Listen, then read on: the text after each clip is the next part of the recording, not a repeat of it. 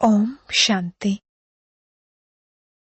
29/12/2025 మధురమైన పిల్లలు, ఇప్పుడింటికి వెళ్ళాలి. అందుకే దేహ సహితంగా దేహపు సర్వ సంబంధాలను మరచి నన్నొక్కరినే స్మృతి చేయండి మరియు పావనంగా అవ్వండి. ప్రశ్న: ఆత్మకు సంబంధించిన ఏ ఒక్క సూక్ష్మమైన విషయాన్ని సూక్ష్మబుద్ధి కలవారే అర్థం చేసుకోగలరు? జవాబు: 1. ఎలా అయితే సూదిపై తుప్పు పడుతుందో అలా ఆత్మపై నెమ్మది నెమ్మదిగా తుప్పు పడుతూ వచ్చింది. అది స్మృతిలో ఉండటం ద్వారా తొలగిపోతూ ఉంటుంది. ఎప్పుడైతే తుప్పు తొలగుతుందో, అనగా ఆత్మ తమో ప్రధానం నుండి సతో ప్రధానంగా అవుతుందో, అప్పుడు తండ్రి వైపు ఆకర్షణ కలుగుతుంది మరియు ఆ ఆత్మ తండ్రితో పాటు తిరిగి వెళ్ళగలుగుతుంది. 2. ఎంతగా తుప్పు తొలగుతూ ఉంటుందో అంతగా ఇతరులకు అర్థం చేయించేటప్పుడు ఆకర్షించగలుగుతారు. ఈ విషయాలు చాలా సూక్ష్మమైనవి. వీటిని మందబుద్ధి కలవారు అర్థం చేసుకోలేరు. ఓం శాంతి. భగవాను వాచ: ఇప్పుడు బుద్ధిలోకి ఎవరొచ్చారు? ఆ గీతా పాఠశాలలు మొదలైనవేవైతే ఉన్నాయో వారికైతే భగవాను వాచ అని అన్నప్పుడు శ్రీకృష్ణుడే బుద్ధిలోకి వస్తారు. ఇక్కడ పిల్లలైన మీకైతే ఉన్నతోన్నతమైన తండ్రి గుర్తుకొస్తారు. ఈ సమయంలో ఇది సంగమ యుగము. ఇది పురుషోత్తములుగా అయ్యే యుగము. తండ్రి కూర్చుని పిల్లలకు అర్థం చేయిస్తున్నారు. దేహ సహితంగా దేహపు సర్వ సంబంధాలను వదిలి స్వయాన్ని ఆత్మగా భావించండి. ఇది చాలా ముఖ్యమైన విషయము. దీనిని సంగమ యుగంలో తండ్రి అర్థం చేయిస్తున్నారు. ఆత్మే పతితంగా అయ్యింది. మళ్ళీ ఆత్మే పావనంగా అయ్యి ఇంటికి వెళ్ళాలి. పతిత పావనుణ్ణి స్మృతి చేస్తూ వచ్చారు, కాని వారి గురించి ఏమీ తెలీదు. భారతవాసులు పూర్తిగా ఘోర అంధకారంలో ఉన్నారు. భక్తి రాత్రి, జ్ఞానం పగలు. రాత్రిలో అంధకారము, పగలులో ప్రకాశము ఉంటుంది. సత్యుగం పగలు, కలియుగం రాత్రి. ఇప్పుడు మీరు కలియుగంలో ఉన్నారు. సత్యుగంలోకి వెళ్ళాలి. పావన ప్రపంచంలో పతితులు అనే ప్రశ్నే లేదు. పతితులుగా అయినప్పుడు పావనంగా అయ్యే ప్రశ్న తలెత్తుతుంది. పావనంగా ఉన్నప్పుడు పతిత ప్రపంచం గుర్తు కూడా ఉండదు. ఇప్పుడు పతిత ప్రపంచం ఉంది కావున పావన ప్రపంచం గుర్తుకొస్తూ ఉంటుంది. పతిత ప్రపంచం చివరి భాగము, పావన ప్రపంచం మొదటి భాగము. అక్కడ పతితులెవ్వరూ ఉండజాలరు. ఎవరైతే పావనంగా ఉండేవారో వారే మళ్లీ పతితంగా అయ్యారు. 84 జన్మలు కూడా వారివే అర్థం చేయించడం జరుగుతుంది. ఇవన్నీ అర్థం చేసుకోవాల్సిన చాలా గుహ్యమైన విషయాలు. అర్ధకల్పం భక్తి చేశారు. దాన్ని అంత త్వరగా వదల్లేరు. మనుషులు పూర్తిగా ఘోర అంధకారంలో ఉన్నారు. కోట్లలో ఏ ఒక్కరూ వెలువడతారు. ఎవరి బుద్ధిలోనైనా కష్టం మీద కూర్చుంటుంది. తండ్రి చెప్తున్నారు, ముఖ్యమైన విషయమేమిటంటే దేహపు సర్వ సంబంధాలను మరచి నన్నొక్కరినే స్మృతి చేయండి. ఆత్మే పతితంగా అయ్యింది. ఆత్మే మళ్లీ పవిత్రంగా అవ్వాలి. ఈ వివరణ కూడా తండ్రే ఇస్తారు. ఎందుకంటే ఈ తండ్రి ప్రిన్సిపల్, కంసాలి, డాక్టర్, బ్యారిస్టర్, సర్వస్వము. ఈ పేర్లు అక్కడుండవు. అక్కడి చదువు కూడా ఉండదు. ఇక్కడ ఉద్యోగం చేయడం కోసం చదువుతారు. పూర్వము స్త్రీలు అంతగా చదువుకునేవారు కాదు. ఇవన్నీ తర్వాత నేర్చుకున్నారు. పతి మరణించినట్లయితే ఎవరు సంభాళిస్తారు? అందుకే స్త్రీలు కూడా అన్నీ నేర్చుకుంటూ ఉంటారు. సత్యుగంలోనైతే ఈ విధంగా చింతన చేయవలసొచ్చే విషయాలేవీ ఉండవు. అటువంటి సమయం కోసమనే ఇక్కడ మనుషులు ధనం మొదలైనవి జమ చేసుకుంటూ ఉంటారు. అక్కడైతే ఇటువంటి చింతించవలసిన విషయాలే ఉండవు. పిల్లలైన మిమ్మల్ని తండ్రి ఎంత ధనవంతులుగా తయారు చేస్తారు. స్వర్గంలో చాలా ఖజానా ఉంటుంది. వజ్రవైడూర్యాల గనులన్నీ నిండుగా అయిపోతాయి. ఇక్కడ భూమి బంజరు భూమిగా అయిపోతుంది కావున ఆ శక్తి ఉండదు. అక్కడి పుష్పాలకు ఇక్కడి పుష్పాలు మొదలైన వాటికి రాత్రికి పగలుకు ఉన్నంత తేడా ఉంటుంది. ఇక్కడైతే అన్ని వస్తువుల నుండి శక్తి పోయింది. అమెరికా మొదలైన స్థానాల నుండి ఎంత మంచి విత్తనాలు తీసుకొచ్చినా కానీ శక్తి తొలగిపోతూ ఉంటుంది. భూమే అలా ఉంది. దాని వెనక చాలా కష్టపడాల్సి ఉంటుంది. అక్కడైతే ప్రతి వస్తువు సతోప్రధానంగా ఉంటుంది. అక్కడ ప్రకృతి కూడా సతోప్రధానంగా ఉంటుంది. కావున అన్నీ సతోప్రధానంగా ఉంటాయి. ఇక్కడైతే అన్ని వస్తువులు తమోప్రధానంగా ఉన్నాయి. ఏ వస్తువులోనూ శక్తి లేదు. ఈ వ్యత్యాసాన్ని కూడా మీరు అర్థం చేసుకున్నారు. సతోప్రధాన వస్తువులను చూడటమంటే ధ్యానంలోనే చూస్తారు. అక్కడి పుష్పాలు మొదలైనవి ఎంత బాగుంటాయి. అక్కడి ధాన్యం మొదలైనవి కూడా మీకు కనిపించొచ్చు. బుద్ధి ద్వారా అర్థం చేసుకోగలరు. అక్కడి ప్రతి వస్తువులోనూ ఎంతటి శక్తి ఉంటుంది. కొత్త ప్రపంచం ఎవరి బుద్ధిలోకి రానే రాదు. ఈ పాత ప్రపంచం గురించైతే ఇక అడక్కండి. వ్యర్థ ప్రలాపాలు కూడా చాలా చేస్తూ ఉంటారు. మనుషులు పూర్తిగా అంధకారంలో నిద్రపోయారు. ఇంకా కొంత సమయం మాత్రమే మిగిలి ఉందని మీరు చెప్తే కొంతమంది మిమ్మల్ని హేళన కూడా చేస్తారు. ఎవరైతే స్వయాన్ని బ్రాహ్మణులుగా భావిస్తారో వారు రియాలిటీలో అర్థం చేసుకుంటారు. ఇది కొత్త భాష, ఆత్మిక చదువు కదా. ఎప్పటివరకైతే ఆత్మిక తండ్రి రారో అప్పటి వరకు ఎవ్వరూ అర్థం చేసుకోలేరు. ఆత్మిక తండ్రి గురించి పిల్లలైన మీకు తెలుసు. వాళ్లు వెళ్లి యోగం మొదలైనవి నేర్పిస్తారు కాని వారికి నేర్పించిందెవరు? వాళ్లు ఆత్మిక తండ్రి నేర్పించారు అనైతే అనరు. తండ్రి ఆత్మిక పిల్లలకు మాత్రమే నేర్పిస్తారు. సంగమయుగి బ్రాహ్మణులైన మీరు మాత్రమే అర్థం చేసుకుంటారు. బ్రాహ్మణులుగా అయ్యేది కూడా ఆది సనాతన దేవీదేవతా ధర్మానికి చెందినవారు మాత్రమే. బ్రాహ్మణులైన మీరు ఎంత కొద్దిమంది ఉన్నారు? ప్రపంచంలో రకరకాల జాతులు ఎన్నో ఉన్నాయి. ప్రపంచంలో ఎన్ని ధర్మాలు, ఎన్ని భాషలు ఉన్నాయి అని తెలిపే పుస్తకం ఒకటి తప్పకుండా ఉంటుంది. కాని ఇవన్నీ ఇక ఉండవని మీకు తెలుసు.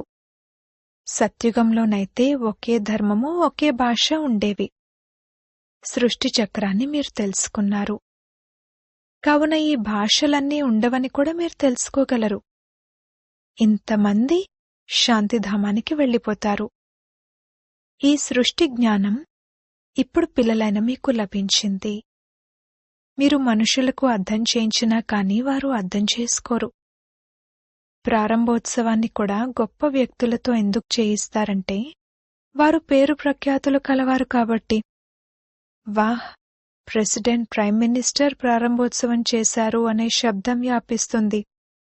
అదే ఈ బాబా వెళ్తే పరంపిత పరమాత్మ వచ్చి ప్రారంభోత్సవం చేశారని మనుషులు అర్థం చేసుకోరు. వారు అంగీకరించరు. ఎవరైనా గొప్ప వ్యక్తి, కమిషనర్ మొదలైన వారు వస్తే వారి వెనక ఇతరులు కూడా పరిగెత్తుకుని వస్తారు. వీరి వెనకైతే ఎవరూ పరిగెత్తరు. ఇప్పుడు బ్రాహ్మణ పిల్లలైన మీరైతే చాలా కొద్దిమందే ఉన్నారు.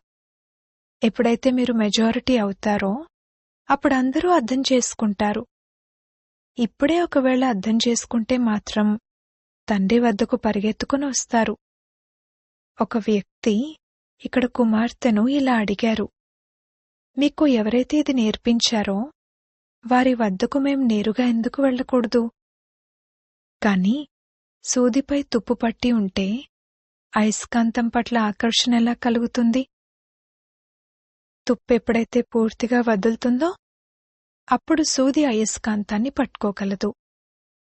సూదికి ఒక మూలలో తుప్పుపట్టి ఉన్నా కాని అంతగా ఆకర్షించదు. మొత్తం తుప్పంతా వదిలిపోవాలి. చివర్లో ఎప్పుడైతే అలా అవుతారో అప్పుడు తండ్రితో పాటు తిరిగి వెళ్తారు. ప్రస్తుతమైతే మేం తమోప్రధానంగా ఉన్నాము, తుప్పుపట్టి ఉంది అనే చింత ఉంది. ఎంతగా స్మృతి చేస్తారో అంతగా తుప్పు తొలగిపోతూ ఉంటుంది. మెల్లమెల్లగా తుప్పు తొలగిపోతూ ఉంటుంది. తుప్పు పట్టడం కూడా మెల్లమెల్లగా పట్టింది కదా, కావున తొలగడం కూడా అలాగే తొలగుతుంది. తుప్పు ఏ విధంగా పట్టిందో అదే విధంగా అది మళ్లీ తొలగేది ఉంది. దానికోసం తండ్రిని స్మృతి కూడా చేయాలి. స్మృతి ద్వారా కొంతమందిది ఎక్కువ తుప్పు తొలగింది, కొంతమందిది తక్కువ తొలగింది. ఎంత ఎక్కువగా తుప్పు తొలగి ఉంటే అంతగా వారు ఇతరులకు అర్థం చేయించేటప్పుడు ఆకర్షిస్తారు. ఇవి చాలా సూక్ష్మమైన విషయాలు. వీటిని మందబుద్ధి కలవారు అర్థం చేసుకోలేరు. రాజ్యం స్థాపన అవుతుందని మీకు తెలుసు. అర్థం చేయించేందుకు కూడా రోజురోజుకు యుక్తులు వెలువడుతూ ఉంటాయి. ప్రదర్శనలు, మ్యూజియంలు మొదలైనవి తయారవుతాయని ఇంతకు ముందు తెలియదు కదా. మున్ముందు ఇంకా ఇటువంటివి వెలువడే అవకాశం ఉంది. ఇప్పుడింకా సమయం ఉంది. స్థాపన జరగనున్నది. హార్ట్ ఫెయిల్ కూడా అవ్వకూడదు. నిరాశ చెందకూడదు. కర్మేంద్రియాలను వశం చేసుకోలేకపోతే కింద పడిపోతారు. వికారాల్లోకి వెళ్తే సూదిపై చాలా తుప్పు పడుతుంది. వికారాల వలన ఎక్కువ తుప్పు పడుతూ ఉంటుంది. సత్యత్రేతాయుగాలలో చాలా తక్కువ తుప్పు పడుతుంది. మిగిలిన అర్ధకల్పంలో త్వరగా తుప్పు పడుతుంది, కింద పడిపోతారు. అందుకే నిర్వీకారులు మరియు వికారులు అని అంటూ ఉంటారు. నిర్వీకారులైన దేవతల గుర్తులున్నాయి కదా. తండ్రి అంటారు, దేవీదేవతా ధర్మం కనుమరుగైపోయింది. గుర్తులైతే ఉన్నాయి కదా. అన్నింటికంటే మంచి గుర్తు ఈ చిత్రాలు. మీరు ఈ లక్ష్మీనారాయణల చిత్రాన్ని తీసుకుని పరిక్రమణ చేయవచ్చు. ఎందుకంటే మీరు ఈ విధంగా అవుతారు కదా. రావణరాజ్యం యొక్క వినాశనం, రామరాజ్యం యొక్క స్థాపన జరుగుతుంది. అది రామరాజ్యము, ఇది రావణరాజ్యము, ఇది సంగమము. అనేకానేక పాయింట్లున్నాయి. డాక్టర్ల బుద్ధిలో ఎన్ని మందులు గుర్తుంటాయి. బ్యారిస్టర్ బుద్ధిలో కూడా అనేక రకాల పాయింట్లుంటాయి. అనేక టాపిక్స్తో మంచి పుస్తకం తయారవ్వచ్చు. మళ్లీ ఎప్పుడైనా భాషణ చేయడానికి వెళ్ళినప్పుడు ఒక్కసారి ఆ పాయింట్లు చూసుకోండి. చురుకైన బుద్ధి కలవారు వెంటనే చూసుకుంటారు. మేము ఇలా అర్థం చేయిస్తామని ముందుగా రాసుకోవాలి. భాషణ చేసిన తర్వాత కూడా ఈ విధంగా అర్థం చేయించుంటే బాగుండేదని పాయింట్లు గుర్తుకొస్తాయి కదా. ఈ పాయింట్లను ఇతరులకు అర్థం చేయిస్తే బుద్ధిలో కూర్చుంటాయి. టాపిక్స్ లిస్ట్ రెడీ చేసి ఉంచుకోవాలి. ఆ తర్వాత ఒక టాపిక్ తీసుకుని లోపల భాషణ చేయాలి లేక రాయాలి. ఆ తర్వాత అన్ని పాయింట్లు రాశానా అని చూసుకోవాలి. ఎంత కష్టపడితే అంత మంచిది. వీరు మంచి సర్జన్, వీరి బుద్ధిలో చాలా పాయింట్లున్నాయి అని తండ్రి అయితే అర్థం చేసుకుంటారు కదా. నిండుగా అయిన తర్వాత ఇక సేవ చేయకపోతే ఆనందమే కలగదు. మీరు ప్రదర్శనలు ఏర్పాటు చేసినప్పుడు ఒక్కో చోట 2-4 వెలువడితే మరో చోట 6-8 మంది వెలువడతారు. కొన్ని చోట్లయితే ఒక్కరు కూడా వెలువడరు. వేలాది మంది చూస్తారు, కాని ఎంత కొద్దిమంది వెలువడతారు. అయితే ఇప్పుడు పెద్ద పెద్ద చిత్రాలను కూడా తయారు చేస్తూ ఉంటారు. మీరు చురుకైన వారిగా అవుతూ ఉంటారు. గొప్ప గొప్ప వ్యక్తుల పరిస్థితి ఎలా ఉంది అనేది కూడా మీరు చూస్తున్నారు. బాబా అర్థం చేయించారు, ఈ జ్ఞానాన్ని ఎవరికి ఇవ్వాలి అన్నది పరిశీలించాలి. నా భక్తులుగా ఉన్నవారి నాడిని చూడాలి. గీతను చదివేవారికి ముఖ్యంగా ఒక విషయాన్ని అర్థం చేయించండి. భగవంతుడు అని ఉన్నతోన్నతమైన వారిని అంటారు. వారు నిరాకారుడు. దేహధారులైన మనుషులెవ్వర్నీ భగవంతుడని అనలేరు. పిల్లలైన మీకిప్పుడు అంతా అర్థమైంది. సన్యాసులు కూడా ఇంటిని సన్యసించి పారిపోతారు. కొంతమంది బ్రహ్మచారులే వెళ్ళిపోతారు. అటువంటి వారు మరుసటి జన్మలో కూడా అలాగే అవుతారు. జన్మనైతే తప్పకుండా తల్లి గర్భం ద్వారానే తీసుకుంటారు. ఎప్పటివరకైతే వివాహం చేసుకోరో అప్పటి వరకు బంధనముక్తులుగా ఉంటారు. అంతగా సంబంధీకులు మొదలైన వారెవరూ గుర్తుకురారు. వివాహం చేసుకున్న తర్వాత ఇక సంబంధీకులు గుర్తుకొస్తారు. సమయం పడుతుంది. అంత త్వరగా బంధనముక్తులుగా అవ్వలేరు. తమ జీవిత కథ గురించైతే అందరికీ తెలుస్తుంది కదా.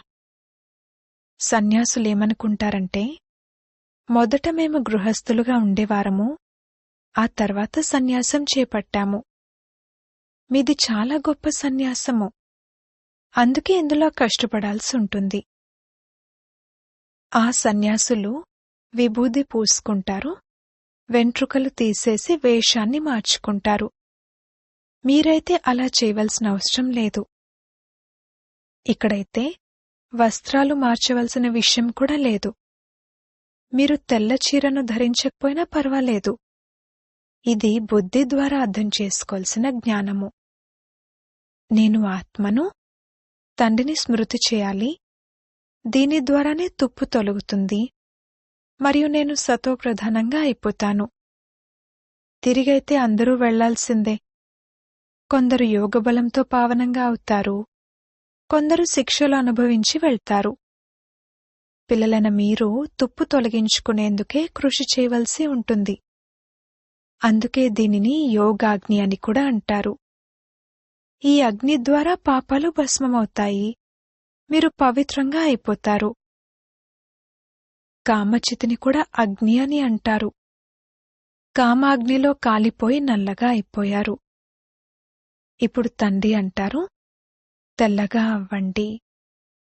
ఈ విషయాలు బ్రాహ్మణులైన మీ బుద్ధిలో తప్ప మరెవ్వరి బుద్ధిలోనూ కూర్చోవు. ఈ విషయాలే అతీతమైనవి. వీరు శాస్త్రాలను కూడా నమ్మరు, నాస్తికులుగా అయిపోయారు అని మీ గురించి అంటారు. మీరు చెప్పండి, మేము శాస్త్రాలు చదివేవారము, కాని తర్వాత తండ్రి జ్ఞానాన్ని ఇచ్చారు. జ్ఞానం ద్వారా సద్గతి లభిస్తుంది. భగవాను వాచ, వేదాలు, ఉపనిషత్తులు మొదలైనవి చదవడం ద్వారా, దానపుణ్యాలు చేయడం ద్వారా ఎవరూ నన్ను పొందలేరు. నా ద్వారానే నన్ను పొందగలరు. తండ్రే వచ్చి యోగ్యులుగా తయారుచేస్తారు. ఆత్మపై తుప్పు పట్టినప్పుడు మీరొచ్చి పావనంగా చెయ్యండి అని తండ్రిని పిలుస్తారు.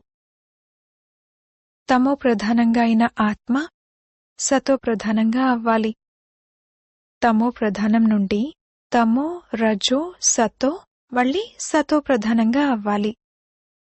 ఒకవేళ మధ్యలో ఏదైనా తేడా అయితే మళ్లీ తుప్పు పడుతుంది. తండ్రి మనల్ని ఇంత ఉన్నతంగా తయారు చేస్తున్నారు కావున ఆ సంతోషం ఉండాలి కదా. విదేశాలలో చదువుకునేందుకు సంతోషంగా వెళ్తారు కదా. ఇప్పుడు మీరు ఎంత వివేకవంతులుగా అవుతారు. కలియుగంలో ఎంత తమో ప్రధానంగా వివేకహీనులుగా అయిపోతారు. ఎంతగా ప్రేమిస్తారో అంతగా ఇంకా ఎదురిస్తూనే ఉంటారు. మన రాజధాని స్థాపన అవుతుందని పిల్లలైన మీరు అర్థం చేసుకున్నారు. ఎవరైతే బాగా చదువుకుంటారో, స్మృతిలో ఉంటారో వారు మంచి పదవిని పొందుతారు. భారత్ నుండే అంటుకట్టబడుతుంది. రోజురోజుకు వార్తాపత్రికలు మొదలైన వాటి ద్వారా మీ పేరు ప్రఖ్యాతి అవుతూ ఉంటుంది. వార్తాపత్రికలైతే అన్ని వైపులకు వెళ్తూ ఉంటాయి. ఆ వార్తాపత్రికల వారే అప్పుడప్పుడు బాగా రాస్తారు, అప్పుడప్పుడు చెడుగా రాస్తారు. ఎందుకంటే వారు కూడా చెప్పుడు మాటలపైనే నడుస్తారు కదా. ఎవరు ఏది వినిపిస్తే అది రాసేస్తారు. చెప్పుడు మాటలపై చాలామంది నడుస్తారు. దానిని పరమతమని అంటారు. పరమతం ఆసురీ మతం, తండ్రిది శ్రీమతం.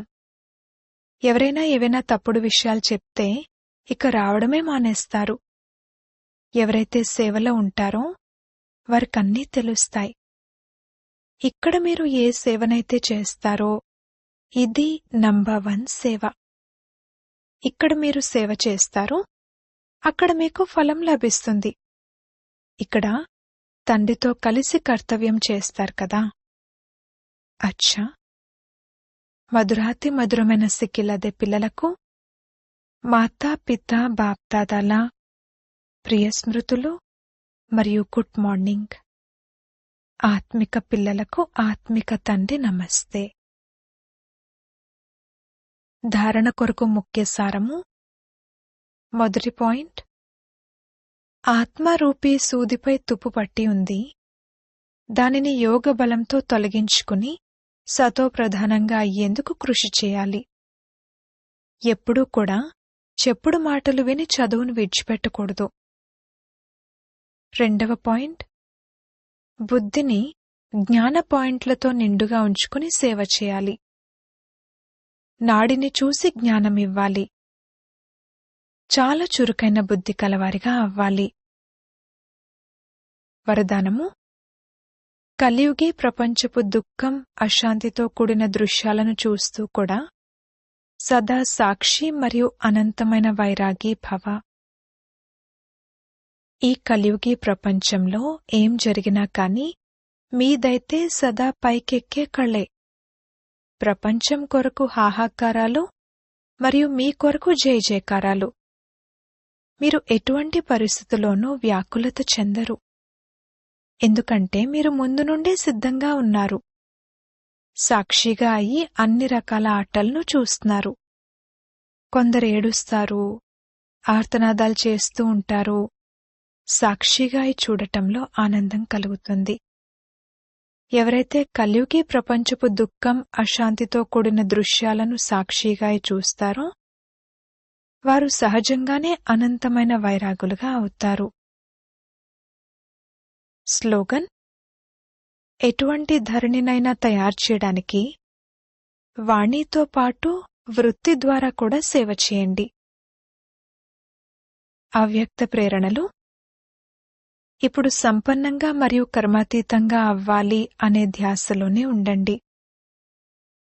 ఏ విధంగా ఏదైనా మెషినరీని సెట్ చేసినప్పుడు ఒక్కసారి సెట్ చేయటం ద్వారా అది ఆటోమేటిక్గా నడుస్తూ ఉంటుందో అదేవిధంగా తమ సంపూర్ణ స్థితిని లేక బాబా సమానమైన స్థితిని మరియు కర్మాతీత స్థితి అనే స్టేజ్ యొక్క సెట్టింగ్ను ఎలా సెట్ చేయండి అంటే దాని ద్వారా సంకల్పాలు, మాటలు మరియు కర్మలు అదే సెట్టింగ్ అనుసారంగా ఆటోమేటిక్గా నడుస్తూ ఉండాలి.